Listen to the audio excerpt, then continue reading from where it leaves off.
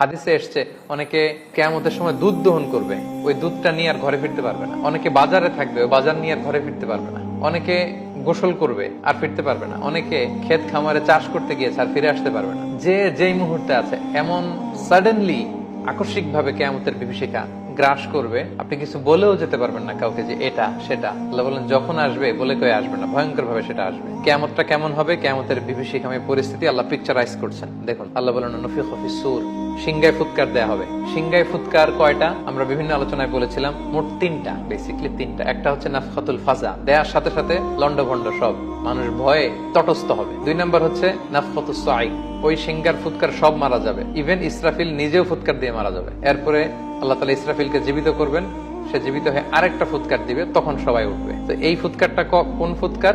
3 number ফুৎকার, the last whistle of the trumpet. যখন সিংহে ফুৎকার দেয়া হবে, ফাইদা হুম মিনাল আজদাসি ইলা